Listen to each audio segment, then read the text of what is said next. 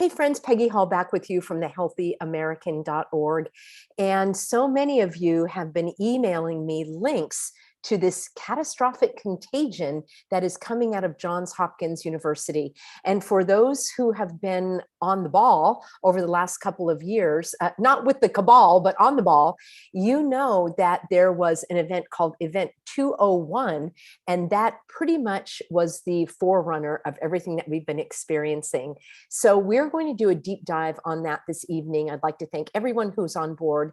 A special shout out to our moderators. Make sure that you're subscribed to this channel, because I want to make sure that you're joining me every afternoon at 5 p.m. Pacific. And I'm doing 2 shows back to back, Breaking News and Peggy to the Rescue, where I want to bring you resources and remedies and strategies and solutions like I've been doing for nearly the last 3 years. I've been on the scene since day one, fighting for your freedom, standing up against tyranny, and not putting you in the spin cycle, but giving you strategies and solutions to push back against these hogwashers, as I call them. So we're going to dive in to this catastrophic contagion in just one moment. Let me know in a comment below if you are one of the Healthy Americans that emailed me about this. You can always email me story ideas, support@thehealthyamerican.org. We're going to take a look at this, especially the lessons of the exercise. It's quite chilling, but before we do that, give me 30 seconds to thank the sponsor of this live stream. We are over at healthwithpeggy.com. Friends, I've been telling you about this ageless multi-collagen because I want you to enjoy the benefits as I have been doing. And I wanted to let you know that thick skin, which we all need, right, is more than just protecting against hurtful words. Thick skin also helps you keep looking young, because aging skin turns our skin from thick and supple to thin and less elastic. So you can help fight wrinkles and sagging skin with this ageless multi-collagen. Multi-collagen, which you can find at healthwithpeggy.com, helps improve skin texture, hydration, and skin elasticity. It's made with the top 5 most critically researched types of collagen that support your skin against wrinkles and sagging skin. You can get your order for up to 51% off today. Plus, you are going to receive several free bonuses. I love free bonuses. And you can do that by going to healthwithpeggy.com. You get free shipping. There's a money back guarantee. So I would love for you to try it and see how you like it. You can click the link below or go to healthwithpeggy.com. Friends, you know and I know that the hogwashers always have something on their plate. They have something in store for us, don't they? Let me know in a comment below if you were one of those individuals that saw this coming even before 2020. There are some of you that have been following this hogwashing, as I call it, and you knew that it was on the horizon. Many people here in California, where I live, had been and continue to fight the cocktails, as I call them, especially when it comes to the requirements for children in California public schools. And the good news is that many parents are keeping their children out of these government indoctrination centers, and they are finding alternative, superior ways for education. If you're interested, I've got some videos here under my Freedom Learning playlist and also a program over at thehealthyamerican.org. So many parents have been fighting what they saw coming on the horizon, not only these requirements for the children, but for adults. And they knew that the government would have to come out with something so catastrophic that the only answer, right, would be that you would have to do what the government tells you to do about your body. This, to me, is at the crux of the matter. And this is the question: does the government have the right, the authority, the legitimacy is a good word to use, to tell you what to do with your body? That's the bottom line. I am a person of faith, and only God can tell me what to do with my body, or me. The doctor can tell me, but he can't make me do certain things. I can accept or reject his advice, his counsel, his diagnosis, and so forth. No one, in my view, has any legitimate right to tell you what to do with your body. Now, there are many, even healthy Americans, that are going to argue with me on this. They're going to say that public health is more important than your individual rights, and that there is something called the common good, the public good. I've never gotten a good definition of that. Who defines it? Who appointed these people to define that? How do we measure it? What if I don't like that definition? My friends, we live in the United States of America and wherever else you live, but in the United States of America, this country was founded on individual freedom. That means for me and for you, not all y'all together in one big group. No, we don't all go to the doctor together and the doctor looks at everybody and says, well, some have headaches, some have rashes, some can't sleep at night, some are hyper. I'm going to give you all the same diagnosis and the same prescription. Doesn't even make sense.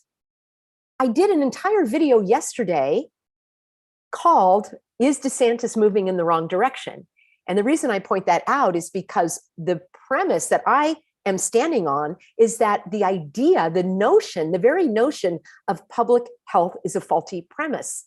The premise is your statement or your proposition or your concept that you're putting forth in order to draw a conclusion. So if the premise is that we all have to modify our behavior for the good of all, that's the premise. And I reject that premise because there's no basis for it. Who, as I've said, who gets to decide? How is it measured? What's the criteria? What if I disagree? What if it harms me, these actions? And they have harmed me, all right? In terms of different, opportunities, business opportunities, participating in public life, these things have been shut off to me and you because of this notion of public health is primary. Now, what's more interesting to me is that many people gave me comments about my video and they didn't even watch the video. So that'll be a topic for another day. What's really wrong with this country is that people do not want to be educated or learn, but I'm here to assist and share and teach. And that's what I want to do with this topic of this catastrophic contagion. It is based on a faulty premise that public health takes precedence over our individual rights. I reject that today. I rejected it yesterday. I rejected it 3 years ago. I'm going to reject it tomorrow. And I'm going to reject it with every God-given breath that I have, because your desires, goals, dreams for your life, that's your individual choice and prerogative. And what I want for my life is mine. Now, I'm not going to run around with a machete or, driving at breakneck speeds and cause an accident or something. That's not what I'm talking about. I'm talking about living within our God-given rights, not harming others, but how does my behavior of being a pureblood, of honoring God by breathing, how does that harm anyone? It doesn't. It's not possible. Each individual is responsible for their individual health. So before we dive in, I needed to make this clear because the premise itself is faulty. The whole notion of public health is a non-starter for me. Now, there is public safety. I'll give you that. I don't think people should be able to drive 100 miles an hour through local city streets. That's public safety because it affects all of us if I'm driving my car or walking across the street. And I believe in public sanitation. I don't think that companies should be able to pollute our oceans. I don't think the government should be able to pollute our drinking water or pollute our skies. So I'm in favor of public sanitation and public safety, but there's no such thing as public health. It's individual health. Now, in order to hogwash us and slosh this hogwash all over us with the notion that public health is primary and that the main role of the government is to protect your health, no, it's not. It's to protect your rights, your God-given rights. The rights don't come from the government either. But in order to hoodwink the public, in order to swindle them and bamboozle them, they had to do these activities based on a 4-letter word. What is that word? It starts with an F. No, it's not that one. You're saying the other one. F-E-A-R, fear, based on fear. Panic, images that monger fear, right? Fear mongering, and the incessant media coverage. I don't watch TV, but you can't help see it when you're just, out and about or people sending you things or on your phone, what have you. So I would catch a glimpse of these, death numbers. And didn't it seem strange? Maybe it's only me, but didn't you notice that some people were disappointed that some of these projected numbers didn't come through? It's almost like they were cheering on a football game or something. And they wanted, let's go Cooties. It's like they wanted it to be more disastrous. than it actually was, that was strange to me as well. But it was all based on fear. And once people have been traumatized by fear, then they are so much more easy to manipulate. Now, I am a person of strong faith. I don't live in fear. I might have valid concerns about whether or not I'll be able to do this or that, or something's going to arrive on time, or I'll fulfill my responsibilities. But that's not runaway anxiety. That's not panic. All right. Those are logical, reasonable concerns that we have in our everyday life. But I don't live gripped by fear. I'm also not a person that likes to watch scary movies. I don't do daredevil activities. I don't like to, scare people or be scared. I don't want that jolt to my nervous system.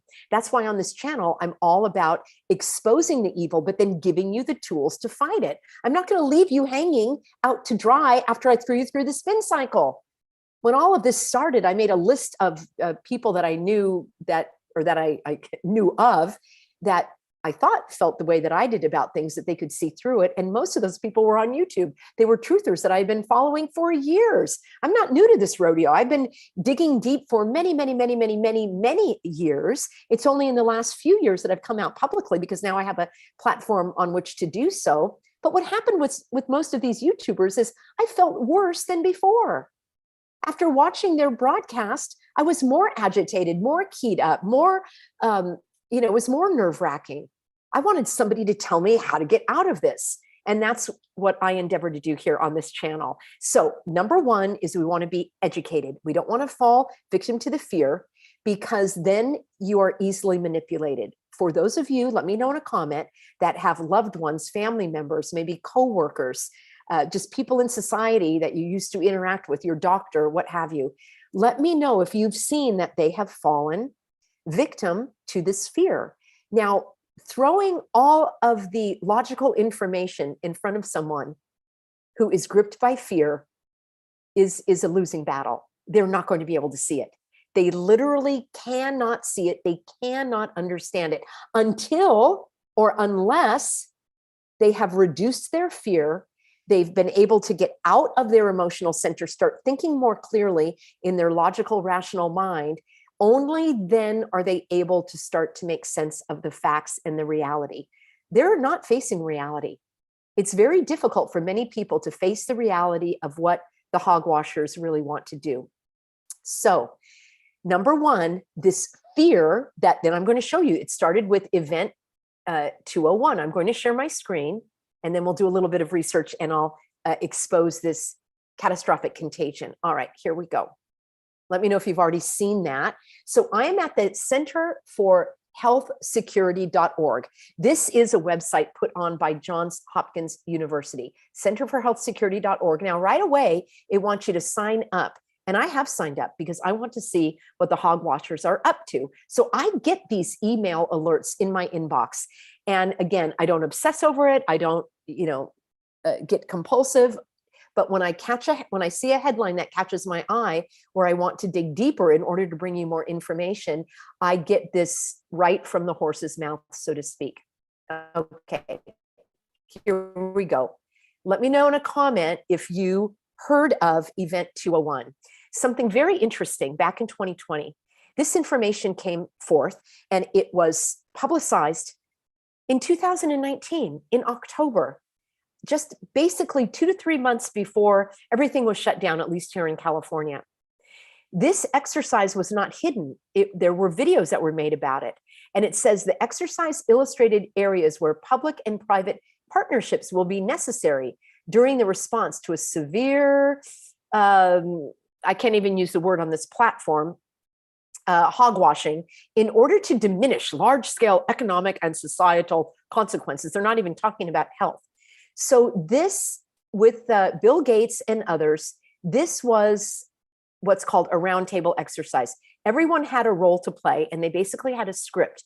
And the idea was that it was a dress rehearsal for what and how the globe, the globalist, could handle a public health emergency. This happened October 2019. We've got November, December, January, February. 4 months later in California, the emergency was called and everything was shut down. I don't use the word lockdown because I had a key. Now, there were some very sad stories of individuals in the nursing homes that were locked in. Apparently, I don't know if they were locked in, but loved ones couldn't go see them. But the idea was that this was set in motion several months before it actually happened. You may know this as predictive programming, that the powers that shouldn't be are broadcasting what it is that they're going to do. Many people, including myself, had no idea. We weren't on the Johns Hopkins website. We weren't watching out for Event 201. I know people that I sent this to that literally emailed me back or posted back on Facebook and said, you have no idea what you're talking about. This has nothing to do with what we're going through. You're making this up. They could not see the reality. I'm on the website. I just showed that to you. The website with the link to all the videos and everything. So yes, it exists and it was predicted. So now let's look at what they are predicting next, shall we? We're going to go back on over. And here we are at the Center for Health Security.org. And this is Catastrophic Contagion, a global challenge exercise. This just came out. Here we go. October 23, 2022. So 4 months. See, going on 3 years ago, actually a little bit more than 3 years ago, they came out with their Event 201. They broadcast what they would be doing. Now they're broadcasting what they're going to be doing. Is that what you think? Here we go. I'm going to read it to you, and then I will leave you the video link so you can watch the videos yourself. I have been advised not to play too many other, videos, only my own broadcast, so that I don't get a ding from YouTube, because I want to be here as long as I can to bring you these messages. As a matter of fact, take a moment to resubscribe if you would, in case you've been bumped off, hit that little bell notification and join me every day at 5 p.m. So what I'm looking at, here's everybody's favorite grandma right there, Granny Gates sitting right there, and these other individuals from all around the globe, and the Johns Hopkins Center for Health Security in partnership with the WHO. How convenient. And the you-know-who, I don't even want to use their name, conducted the Catastrophic Contagion, a hogwashing tabletop exercise at the Grand Challenges annual meeting in Brussels, Belgium on October 23rd, 2022. Some of you will probably find out what all those numbers mean and why they had it go on that day, because these individuals live with numbers and symbols, and that's their type of language. The extraordinary group of participants consisted of 10 current and former health ministers and senior public health officials. Remember, I reject the notion of public health. From Senegal, Rwanda, Nigeria, Angola, Liberia, Singapore, India, Germany, as well as Granny Gates. Now, here's my question. Are they planning on launching this and rolling this out in Africa? Is that what you're taking away from this? I would like to hear from you. Then I want to show you my concerns in their lessons learned. This exercise simulated a series of WHO, and I've spoken about that, who, and the owl imagery, which is also, plays into their hands if you dig a little deeper into that. The Emergency Health Advisory Board meetings addressing a fictional hogwashing set in the near future. Yeah, buckle up, buy your toilet paper, get your food, and get yourself prepped. Participants grappled with how to respond to an epidemic located in one part of the world that then spread rapidly, becoming hogwashing with a higher fatality rate than cooties, and disproportionately affecting children and young people. All right, let's just hold the phone right there. Hold the phone. Hold the phone. Gee, I wonder what part of the world it's going to break out in. Let me think. Where is Nigeria located? Liberia, Rwanda. I don't know if I'm pronouncing that correctly. Angola. Where is that located? Senegal. I wonder if that's where it's going to break out. But here's what really bothers me. They're telling us that it's going to outpace the current cooties hoopla and hogwash. And then, are you ready? It says it is going to affect children and young people. Now, if I were the skeptical type, if I were the type that engaged in, I don't know, critical thinking, I might say, wow, putting children and young people at risk is going to really increase fear and terror and panic among the parents, especially the parents that didn't subject their kids to the cocktail. Any children that are still alive because their parents were smart enough not to subject them to that. And by the way, parents, we're talking about all cocktails. If you're still thinking about getting your child the second series or the third series of whatever else they need to go to school, what are you thinking? What more evidence do you need? Stunning to me, absolutely stunning.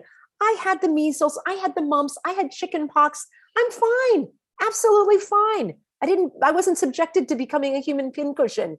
And by the way, when I grew up, there were probably 3 or 4 needles that were recommended. And now you've got like 75 or something. Seriously, you're going to subject your children to that.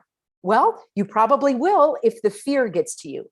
So because this last hogwashing of cooties, it was evident that children were not affected by this mystery disease to the extent that others were. And I've spoken about this at great length, so I'm not going to go down that rabbit hole today. But the point is, now they're going to come out with something that is targeting the children. Now, if I were a person that engaged in, let's say, critical thinking, I might think critically that perhaps the children that did become human pincushions, if something starts to happen where they meet their maker earlier than intended, gee, willikers, wouldn't it be a coinkydink? Wouldn't it be convenient to blame it on some new form of cooties? That's why children and young people are, let's say, meeting their demise earlier than God designed? Wouldn't it be convenient to pin it on this other type of cooties that they've got planned? So let's take a look here. I've got a couple more things I want to share with you. This cooties is going to start in one part of the world and then spread rapidly with a higher fatality rate than the cooties and disproportionately affecting children and young people. Participants were challenged to make urgent policy decisions with limited information in the face of uncertainty. All right? Fear, fear, fear. Each problem and choice had serious health, economic, and social ramifications. Let's break this down, shall we? Policy decisions. Limited information in the face of uncertainty. Friends, we always live in uncertainty. We have no idea what's going to be tomorrow or the day after. That's the nature of life. Life itself is uncertain. So are you going to lock your door, stay home, and never go out again like they want? That's exactly the behavior they want you to undertake, or the behavior to not go outside, participate in life. People that are so afraid of dying that they're not going to live. People that are so afraid of breathing oxygen, but then they'll willingly become a human guinea pig. Stunning. Why? Because they have been stunned like a sheep because of fear and panic. So here's the next thing I want to show you. Policy decisions should be based on the law. I am so sick and tired of these public serpents singing the song of we're driven by science. We follow the science. No, you don't follow the science. You follow the law. Now, if you want to make some sort of law, we can either accept that as legitimate or not. But these recommendations and orders and guidelines, they're not laws. There is no law. And even if there was a law, I wouldn't follow it because it's not legitimate. Here's what I want to do. We're going to go back over for these last couple of minutes and take a look at lessons from the exercise. This really rubs me the wrong way. And then I will leave you this link so you can click through for the photos and videos. You can read more about the participants. Here's their takeaway. It's only a couple of paragraphs I'm going to summarize. Leaders must prepare now to make difficult, critically important decisions with limited information in the early days of the next hogwashing in order to increase the chances that a dangerous outbreak can be contained at the source. I read between the lines. Let me know if you're following me, friends, and if you're reading the same thing, that they're going to be even more restrictive. They're going to be more, it's going to be more difficult to fight back, and they are going to do it earlier. So in the old days, right, 3 years ago, they said, oh, there's a case in Orange County, or there's a case in Los Angeles. They sort of eased us into this tyranny. Now they're going to come right out with it right from the get-go. In the early days of a major new contagious cooties outbreak, there could be a brief window of opportunity to stop it from becoming I can't even use the word here. To successfully contain the cooties, decisive and bold action would need to be taken, listen, in the face of incomplete data, high scientific uncertainty, and potential political resistance. This really rubs me the wrong way. It goes on to say that these are not purely public health and scientific decisions. Well, why not? If that's what you're talking about, is that public health is what's at stake here. They will be made by leaders in the context of political, economic, and social realities. I also reject, here we go, countries should establish a global network. Global, why? I don't understand that. What in the world does something going on in Africa have to do with me here? I'll answer, nothing. There is no existing worldwide professionalized network of public health preparedness and response leaders. Do you see where this is going, friends? One giant new world disorder. I'm not going to participate. I want the exact opposite. They want the new world disorder. I want the, the opposite. I don't want global. I want the most local as possible, like me and my family. Establishing an international network of national public health leaders along the lines of a professionalized cooties corps, as referred to in our exercise, could substantially help countries save lives and livelihoods. Political leaders who are entrusted with keeping their citizens safe, no, they're entrusted with keeping our rights intact. This is about all I can take of this, friends. The bottom line is this. They're preparing and doing this predictive programming so it will be in the public consciousness, so that once this happens, even without realizing it, some people will accept it and welcome it, actually, as people did last time. Like, well, the government's trying to keep us safe. We need to do. I had a friend that said, thank God for Fauci, so we know what to do. I'm looking at her like, do I even know you after all these decades? Absolutely stunning. Fear and panic is what drives it.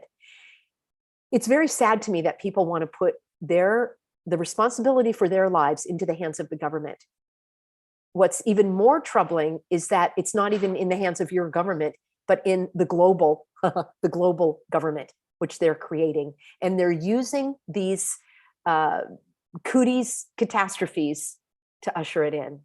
Let me take a look at your comments here, friends. It's so great to have you on board. I'm going to be doing a follow-up video on what I talked about yesterday with DeSantis. I'm going to bring to you some of the comments that people emailed me. I have some amazing emails. I have some others that I wasn't. Let me just say, I knew some people would be pushing back, and they didn't even watch my video and they pushed back. That's part of the reason we're in the condition we're in right now. People don't want to read. They don't want to learn. They don't want to be critical thinkers.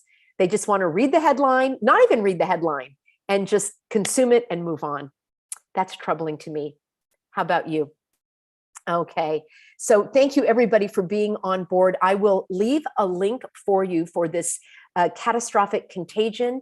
For those of you that are still on speaking terms with loved ones, you can email them a link. Better yet, email them a link to this video. I do endeavor to make my messages palatable to those who may not yet be on board with us. I love this painting that I have behind me because it reminds me that I am sailing full steam ahead to life, liberty, truth, and freedom. And I know that there will be some stormy seas. But all along the journey, I am going to stay ebullient and positive and look forward to brighter days ahead. Why in the world would I poke holes in my own ship and take on water? And I am more than happy to welcome on board all of those that are a little bit as my husband says, long in the huddle. They are taking longer to understand what's going on.